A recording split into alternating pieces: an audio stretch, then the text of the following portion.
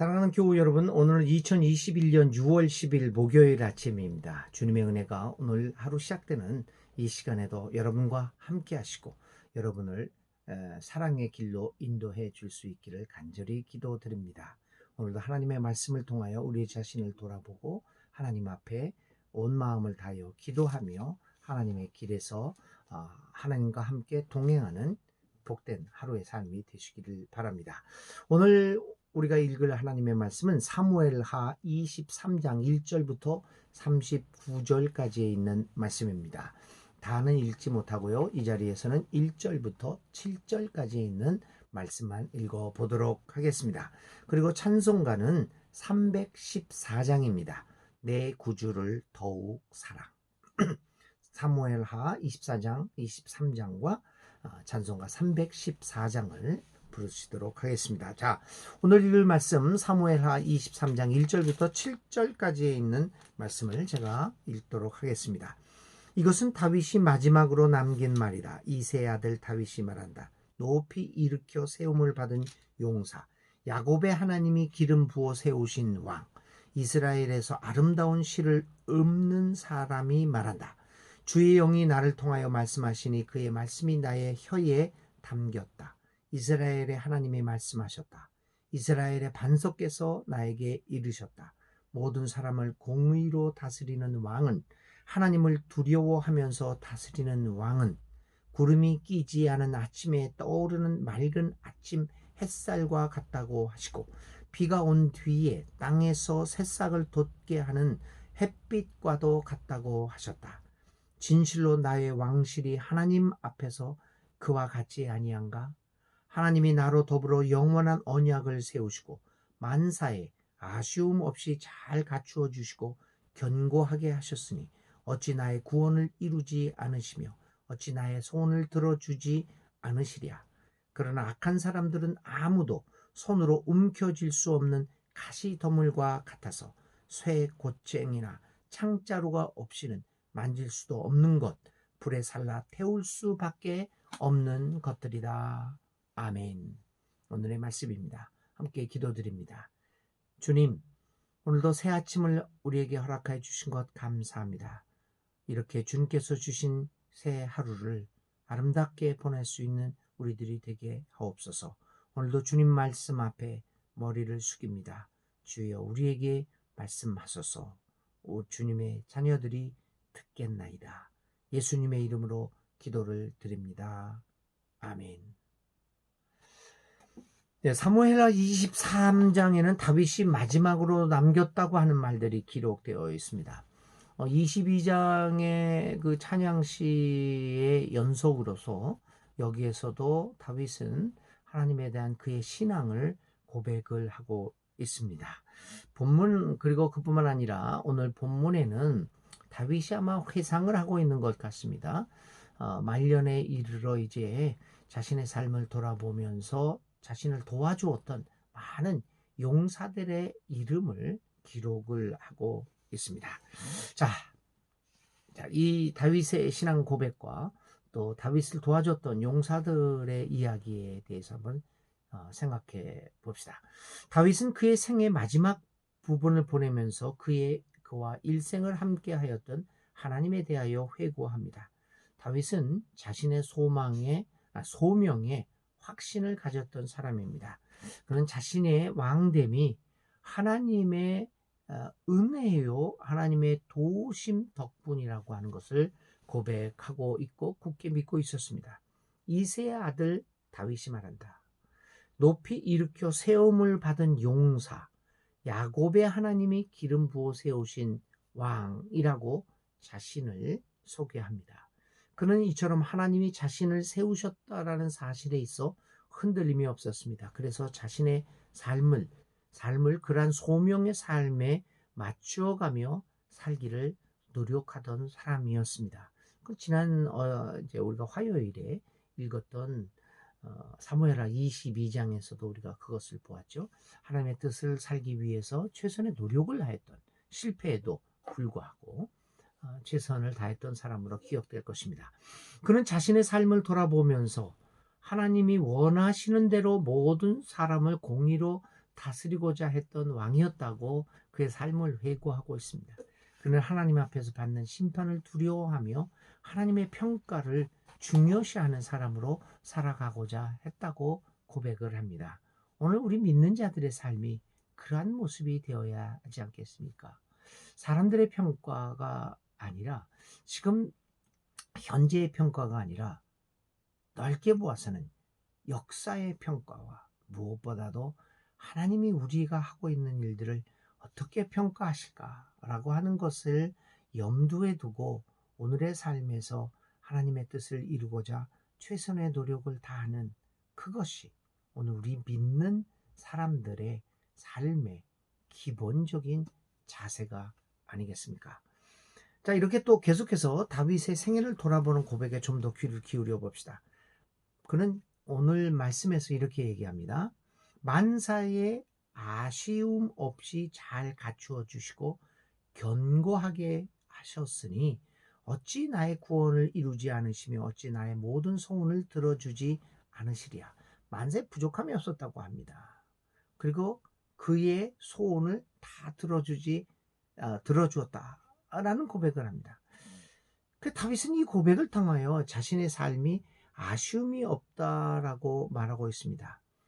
그런데 그의 삶이 과연 전혀 아쉬움이 없는 삶이었는가에 대해서는 의문을 가지지 않을 수 없습니다. 그는 평탄한 삶을 살아온 사람이 아닙니다.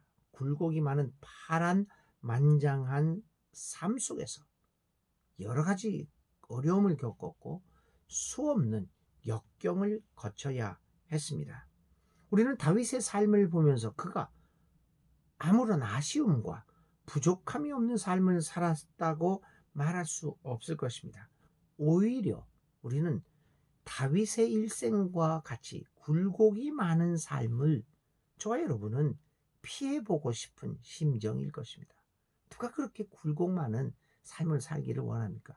비록 왕으로 산다고 할지라도 그렇게 오르락 내리락 하는 삶, 이건 정말 편안한 삶이 아닐 것입니다. 저는 개인적으로 그런 삶을 살고 싶지 않습니다. 그럼에도 불구하고 다윗은 자신의 삶을 아쉬움이 없는 삶이라고 말하고 있습니다. 이유는 어디에 있을까요? 다윗의 아쉬움 없는 삶은 이런 굴곡이 없었다, 부족한 것이 없었다 라고 하는 고백보다는 무엇보다도 그러한 굴곡이 많은 삶 속에서 하나님이 자신과 동행하여 주셨다는 데에서 아쉬움이 없다라고 고백하고 있는 것이 아니겠습니까? 하나님이 그와 함께 걸으셨고 삶의 여정에서 함께 하셨음에 대한 고백입니다. 하나님이 나로 더불어 영원한 언약을 세우셨다라고 하는 이 고백을 통하여 다윗은 하나님의 함께 하심에 대한 확신과 믿음을 이야기하고 있습니다. 하나님의 동행으로 인하여 그의 삶은 수많은 역경과 굴곡에도 불구하고 아쉬움이 없는 삶으로 변해버린 겁니다. 다윗은 이토록 하나님에 대한 확신을 가지고 평생을 살았던 사람입니다. 믿음이란 하나님에 대한 이 같은 변하지 않는 확신과 신뢰가 아니겠습니까? 우리도 이 같은 신앙을 고백할 수 있도록 해야 합니다. 하나님의 동행하심을 경험하면서 우리의 일생이 다윗과 같은 아쉬움과 부족함이 없는 삶이라는, 복된 삶이라는 고백이 우리의 입을 통하여 나올 수 있어야 하지 않겠습니까? 또 사무엘하 23장은 이 다윗의 고백 이후에 다윗이 경험했던 전쟁 경험 하나를 소개하고 있습니다. 다윗이 블레셋 사람들과 전쟁을 하다 불리한 위치에서 포위되어서 오도 가도 못하는 신세가 되었을 때 일이었습니다. 다윗은 너무나도 목이 말라 죽을 지경입니다. 그럴 때 다윗을 도와 협력하여 왕국을 일구어 나가던 세 용사가 적진을 뚫고 나가서 마실 물을 구해온 사건이 있었습니다. 자신의 왕이, 자신의 군주가 목말라 하는 것을 보다 못해 이 부하들은 물을 구해왔습니다. 포위하고 있는 적군을 뚫고 나간다고 하는 것은 목숨을 담보로 하지 않고서는 할 수 없는 일이었습니다. 이렇게 세 용사는 충성되게 다윗을 위하여 목숨을 걸고 이 일을 물을 구해와 다윗에게 바칩니다. 물을 받아든 다윗, 차마 그 물을 마실 수 없었습니다. 그는 이렇게 얘기합니다. 주님, 이 물을 제가 어찌 감히 마시겠습니까? 이것은 목숨을 걸고 다녀온 새 용사의 피가 아닙니까? 다윗은 자신에게 충성을 다하는 부하들을 이처럼 아낍니다. 이러한 정신이 있었기에 용사들도 다윗을 따른 것이 아니겠습니까? 서로가 서로를 향하여 최선을 다하는 모습을 다윗과 그의 세 용사들에게서 찾아볼 수 있습니다. 다윗과 용사들의 관계는 바로 우리와 하나님과의 관계의 전형적인 모습이 아닙니까? 하나님은 우리에게 최선을 다하고 계십니다. 그런데 우리도 하나님에게 최선을 다하고 있습니까? 본문의 기록은 그 후에 다윗을 도와서 왕국을 일으킨 용사들의 이름을 장황하게 열거합니다. 이 장황한 기록을 보면서 우리가 깨닫는 것은 결코 위대한 일이란 혼자 이룩하는 것이 아님을 볼 수 있습니다. 인간은 서로 협력하면서 서로 함께 일하면서 일을 하도록 창조되었습니다. 하나님은 홀로 서는 인간이 아니라 함께 서는 인간을 요구하고 있음을 우리는 봅니다. 다윗은 그의 주위의 사람들을 잘 만났고 그 만남으로 인하여 이스라엘 역사에서 큰 일을 이룰 수 있었습니다. 그러나 다윗이 좋은 이웃을 만날 수 있었던 것은 무엇보다도 하나님이 그에게 베풀어 주신 복이었으며 또한 그 자신이 이웃들에게 좋은 이웃이 되었기 때문이었습니다. 그런데 오늘의 기록은 그렇게 많은 용사들을 얘기하고 마지막에 햇사람 우리야를 언급하는 것으로 끝나고 있습니다.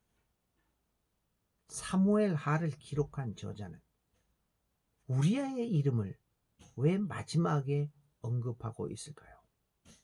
우리야, 그 이름은 다윗에게서는 평생에 거쳐 씻을 수 없는, 잊을 수 없는 이름입니다. 우리야라고 하는 이름 앞에서 다윗은 작아지지 않을 수 없습니다.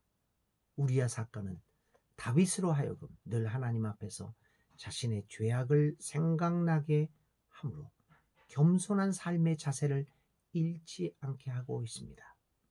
사무엘하는 다윗의 마지막 말과 다윗을 도왔던 용사들의 이름을 열거하면서 마지막으로 우리야를 언급함으로써 다윗으로 하여금 하나님이 선택한 왕으로서의 삶을 훌륭하게 살아가게 만든 것은 37명에 달하는 그를 도와주었던 용사뿐만 아니라 우리야라고 하는 그 이름에 걸림돌이 있었지만 죄악이 있었지만 배후에 있는 하나님의 용서하시고 받아주시는 은혜였음을 상기시켜 주고 있는 것은 아닐까요?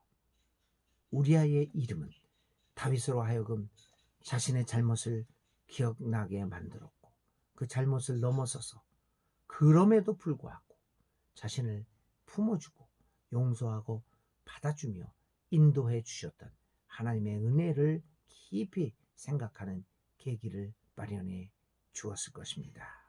오늘의 기도 드립니다. 하나님, 우리로 늘 하나님에 대한 신뢰를 잃지 않고 살아가도록 해 주소서. 주님을 향한 신실한 마음이 변치 않도록 우리를 지키소서. 주님과 함께하는 삶이야말로 진정한 의미의 아쉬움 없는 삶이라는 것을 고백합니다. 언제나 우리와 함께 하소서. 좋은 이웃들과 동료 가족을 주심을 감사합니다. 나도 이웃들에게 늘 좋은 사람으로 살아가게 하소서. 서로 도우며 의지하며 신뢰를 지켜나가는 아름다운 관계를 갖게 하소서. 평생 나를 지켜주시는 하나님께 감사의 기도를 드립니다. 예수님의 이름으로 간절히 기도를 드립니다. 아멘. 네, 오늘의 화두, 우리가 간직해야 할, 우리가 머무를 말은 아쉬움 없는 삶입니다. 나도 과연 나의 일생을 돌아보면서 부족함과 아쉬움이 없는 삶이었나? 한번 그 말을 가지고 우리의 오늘 하루를 살아가면서 나의 삶을 돌아보시기 바랍니다. 그리고 하나님께 기도하시기 바랍니다. 오늘의 실천입니다. 이런 아쉬움 없는 삶이었을까라고 하는 것을 생각하면서 오늘 우리의 삶을 되돌아보면서 어, 하나님에 대한 신앙을 세 가지로 요약하여 신앙 고백문을 한번 작성해 보시기 바랍니다. 오늘 하루도 주님의 은혜 가운데서 행복하고 건강한 하루 되시기를 바랍니다.